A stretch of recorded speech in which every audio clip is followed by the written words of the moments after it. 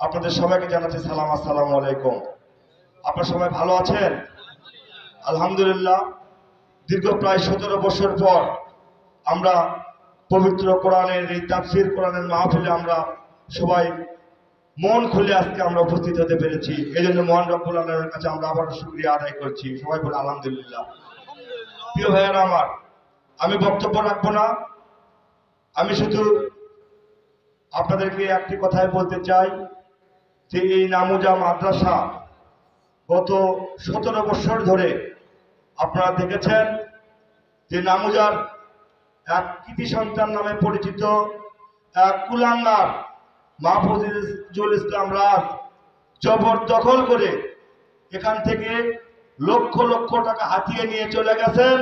কিন্তু এই প্রতিষ্ঠানে উনি বলেছিলেন যে বারবার বলেছিলেন এখানে বিল্ডিং করবেন, এই করবেন, সেই করবেন, কিন্তু উনি কিছুই করেননি। করেছে কিছু? উনি কিছুই করেননি। তাই আজকে ওনারা যার কারণে আজকে আপনারা দেখেন ওনারা শুধু দেশ থেকে বিতাড়িত নয়, সমাজ থেকেও বিতাড়িত হয়েছেন। ওরা মানুষের শেষ আশ্রয়স্থল কোথায় হয়?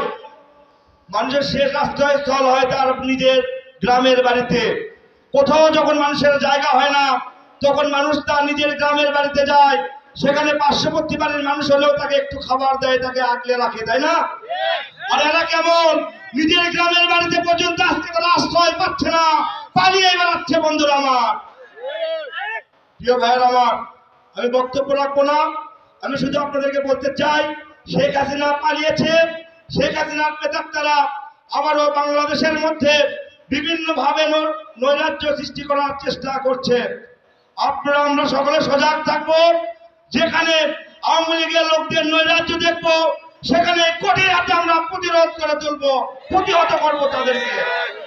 পরিশেষে আপনারা ইসলামী জলসায় সর্বশেষ পর্যন্ত বক্তা মহোদয়ের বক্তব্য শুনবেন, সকলে সহযোগিতা করবেন এবং ওনার বক্তব্য শুনে সেগুলো আমরা আমাদের জীবনে চলার পথে আমরা আমল করার জন্য চেষ্টা করব।